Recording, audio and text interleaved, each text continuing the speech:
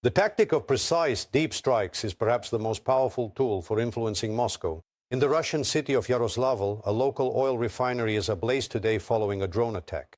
The successful attack on the oil refinery was confirmed by the President of Ukraine and the General Staff of the Armed Forces, while the regional governor called the drone strike the most massive one and reported that the highway towards Moscow has been temporarily closed. The attacked Yaroslavl, the Novoyaroslavsky oil refinery, refines about 15 million tons of oil annually and is among the top 5 largest in Russia. The enterprise produces automotive gasoline, diesel fuel, aviation gas, jet fuel, and lubricants, including those for the Russian military. The plant is located 800 kilometers from the Ukrainian border. Immediately after the strike, kilometer-long queues formed at local gas stations. Good morning, everyone. This is an oil refinery. Many of you have probably heard what was happening here tonight until the very morning. And all of this right here today and looking ahead to tomorrow and indeed throughout all the coming days that lie before us will remain our air, the very atmosphere we breathe and live within forever, not to mention other issues.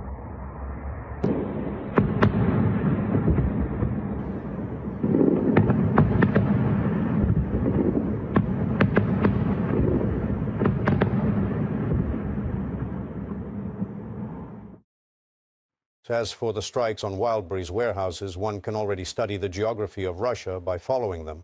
Let me remind you, this is a marketplace where, among other things, military-purpose goods are stored and sold. It is still too early to calculate the final statistics of the destruction and damages. It is a huge network with hundreds of thousands of square meters of space. Each logistics hub is suffering varying degrees of damage. Besides this, attacks happen almost daily, and therefore all the figures are constantly changing. But we can already assess the map of the strikes now. We have displayed it in our infographic. Since mid-July, the logistics network of the largest Russian marketplace, Wildberries, has been regularly attacked by drones.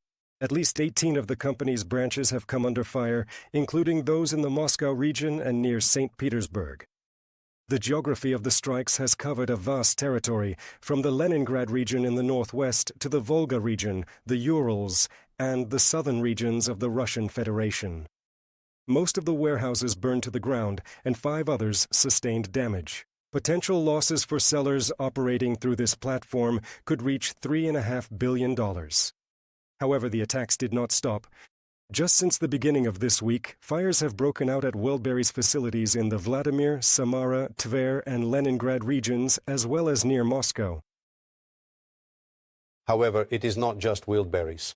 Oil refineries engulfed in flames destroyed strategic bombers, struck airfields, air defense systems, warships, and shadow fleet tankers. All of this is the result of a 40-day operation by the SBU on the instructions of the President of Ukraine. How did one of the most large-scale campaigns to dismantle Russia's military and economic potential take place? And how exactly are systematic strikes deep behind Russian lines and in temporarily occupied territories changing the capabilities of the Russian army? Watch in the report. The oil refinery in Perm, one of the largest in Russia, located 1,500 kilometers from the Ukrainian border, flared up like a match after the work of SBU long-range drones. This is just one vivid result of the security service of Ukraine's work within a 40-day operation. On July 25th, the President of Ukraine approved it to urge Russia to stop the war. Damn, it really seems like something actually got hit somewhere out there. I mean, did you hear that? It definitely sounded like an impact. In 40 days, SBU drones hit over 100 strategic objects in the enemy's rear. These are military enterprises, oil refineries, air bases, warships, and tankers of Russia's shadow fleet, plus more than 20,000 other targets on the front line. In terms of intensity, geography, and the number of simultaneously struck strategic objects, this operation has become an effective mechanism for influencing the aggressor state. And now, more details. Over 40 days, the SBU successfully attacked a number of military airfields in Russia and in temporarily occupied Crimea. In particular, the Engels airfield, one of the main bases for strategic aviation that the enemy army systematically uses for massive shelling of Ukraine, was hit several times. It is known that a Tu-95 bomber was destroyed there. Its tail section was torn off. If we were to speak more specifically about this, we could take the iconic Tu-95 bomber as a prime example. The total production cost of such an aircraft could have easily reached upwards of $100 million per unit. It is also worth considering that the supply of these aircraft in Russia is significantly limited, and their number is only a few dozen units. Despite the fact that at the beginning of the full-scale invasion, according to various estimates, Russia had between 40 and 50 such Tu-95s. And that is not the entire list of destroyed aircraft. The damage to 2 Su-35 fighter jets and 2 L-39 combat training aircraft has been confirmed. A hangar with Su-24, Su-30 and Su-30 SM aircraft was hit, as well as hangars with Shahed drones and the fuel infrastructure of the airfields. The SBU did not overlook the oil industry of the occupying country either. Drones attacked important linear production and dispatch stations, and on August 1st, 3 oil refineries in Ufa exploded. This is the Republic of Bashkortostan, 1,600 kilometers from the Ukrainian border. Oh, it's really burning intensely over there. Striking oil refineries is precisely a direct economic loss for the Russian war machine, for the Russian budget from which they finance this war. Actually, these strikes on these facilities cause the greatest damage to Russia's economy. That is, it's not just the inability to sell oil exports or, say, exports of oil products, gasoline, diesel, kerosene, and so on, but it's also a direct fuel shortage within the territory of Russia. They were supported by SBU Special Forces and other Defense Force units, which are systematically destroying the occupiers' fleet in the Sea of Azov and the Black Sea. Over the 40 days of the operation, Ukrainian forces attacked enemy tankers and cargo ships that were under international sanctions. This is where the Russians might really run into problems, because it is indeed quite difficult to replace tankers and dry cargo ships. Firstly, they are expensive, and secondly, you have to buy and find them somewhere.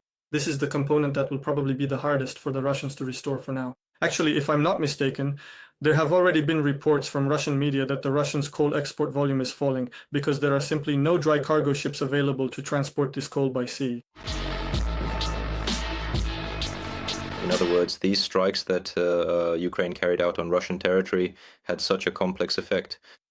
They were more aimed at reducing Russia's capabilities to wage war, both by exhausting it economically and by reducing logistical capabilities, because as we know, the enemy has been building certain logistical chains for years, particularly in the temporarily occupied territories, as well as in temporarily occupied Crimea. In 40 days, the security service of Ukraine has sunk off, destroyed, neutralized quite a few Russian air defense systems, dozens of tankers, armored vehicles, artillery pieces, and multiple launch rocket systems. All of this amounts to billions in losses for the aggressor country.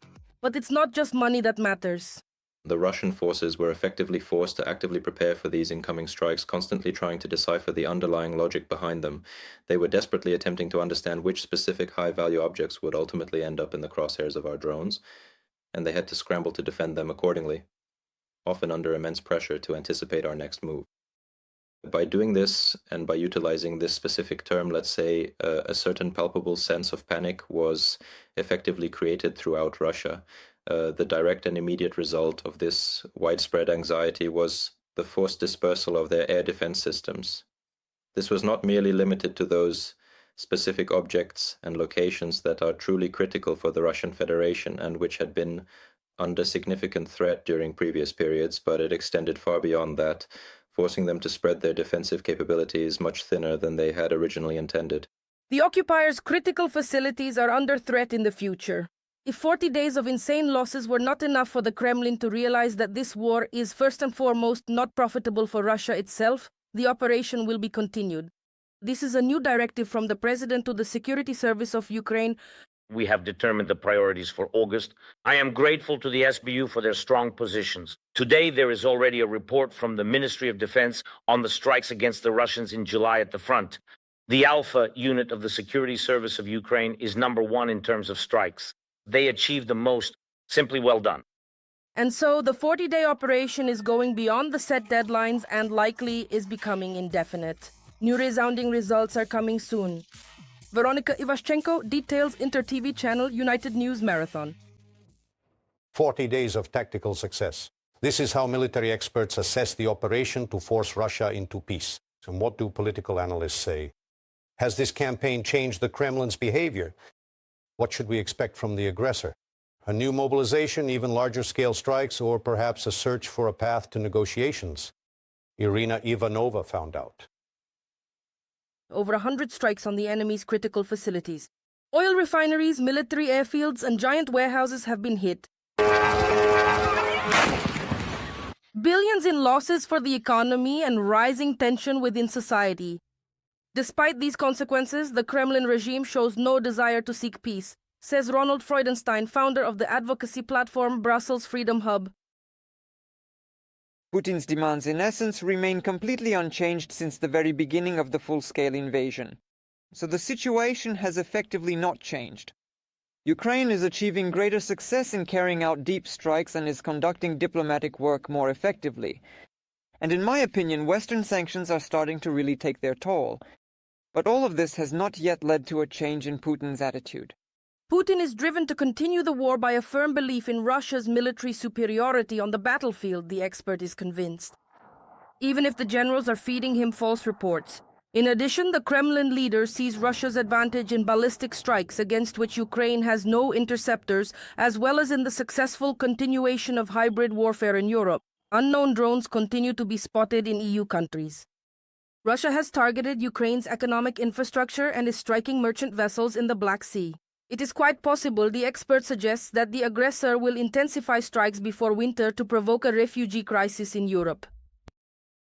Putin believes that this will be enough to cause a large-scale energy crisis in Ukraine next winter, that new waves of refugees will then begin, Europe will lose its unity, and Ukrainians themselves will demand peace or something like that.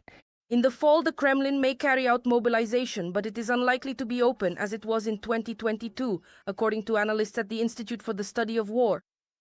At the beginning of July, they voiced their assessments. The Russian authorities are preparing all the conditions for a possible mobilization. Ronald Freudenstein does not rule out that the aggressor may go even further. Another option would be in fact, strong escalation of the attack on the Ukrainian government or even the use of tactical nuclear weapons. I don't think that is planned for now. Russia skillfully speculates on this topic to intimidate the West, but one cannot rule out that we might reach that point someday. However, Putin would be making a fatal mistake if he truly counted on breaking Ukraine. That will not happen. But can Kyiv count on a license from the United States? In Washington and Kyiv, they are discussing a controversial statement by Donald Trump these days. In it, the President of the United States effectively denied his own words about his readiness to grant Ukraine licenses for the production of missiles for Patriot systems. Trump's team has already released a clarification, and military experts have expressed their versions of events. Our special correspondent in Washington, Dmytro Anopchenko, analyzed all the nuances of these political statements. What is wrong with the licenses for the production of interceptor missiles? It would seem that Donald Trump had already given the green light and negotiations with manufacturers had started promptly. The president personally spoke with the heads of American defense giants. They even started looking for locations for the new plant. They considered Germany to secure the facility from Moscow's attacks. However, a persistent feeling emerged that the process had suddenly stalled. Let's break everything down step by step. At first, Donald Trump gave a rather long and convoluted answer where everything was mixed together.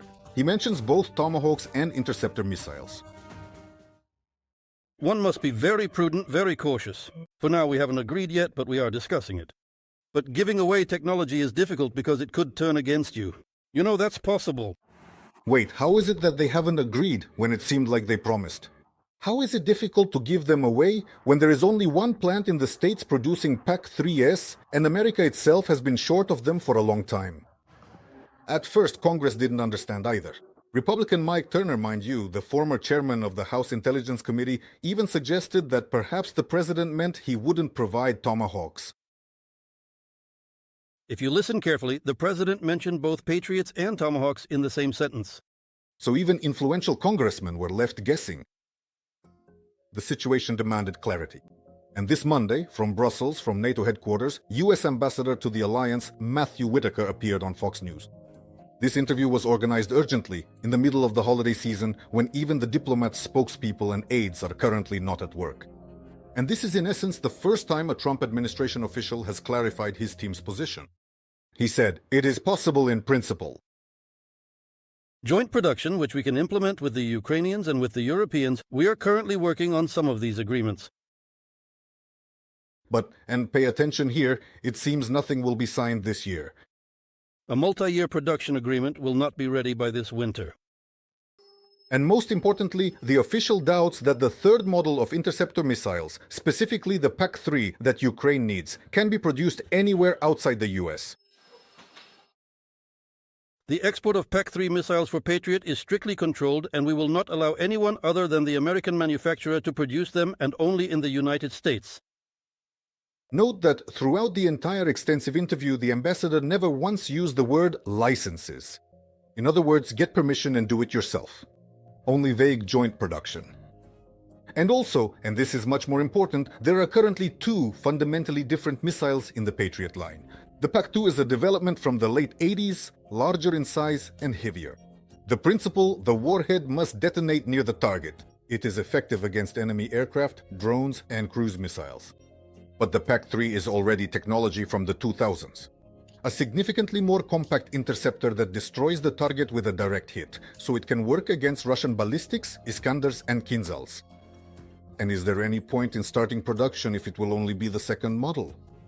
Although Germany received such permission, and Japan produces third modification missiles. Well, and it's important to figure out here, maybe the manufacturers themselves are against it. President Trump has enough authority to simplify security requirements to force American companies to submit to his will. We have already seen how he pressured the defense sector, steering entrepreneurs in a direction they had no intention of choosing themselves. So it's not the business that's holding things back. What is it then? It seems, and this is being heard from various sources now, that Trump made promises in the heat of the moment, and now the state apparatus doesn't know how to implement them. In particular, I hear from diplomatic sources that the Pentagon and intelligence agencies fear leaks, concerned that Russia might obtain secret technologies. When Trump makes large-scale promises, he is often guided purely by political motives, without delving into the details and technical requirements.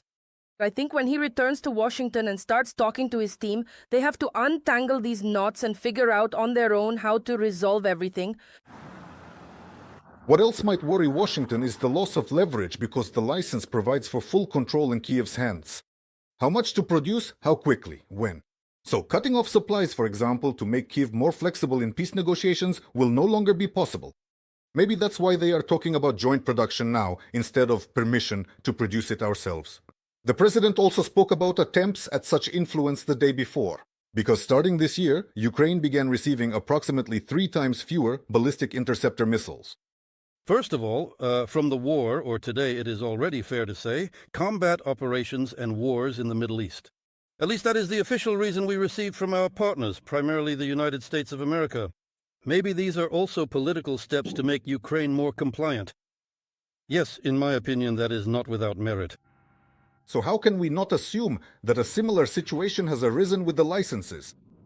However, despite all the difficulties, the process has already been launched and cannot be turned back. Technical negotiations have started. The first meetings have taken place with the leadership of the Raytheon Corporation, which manufactures PAC-2 systems, and Lockheed Martin, the manufacturer of PAC-3. Washington now has another powerful argument for Putin. If Moscow drags out the negotiations, the White House will simply accelerate the transfer of technology to Ukraine.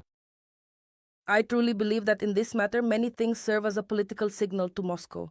At the same time, the statements regarding the Patriot system sounded much more concrete than anything we had previously heard about Tomahawks.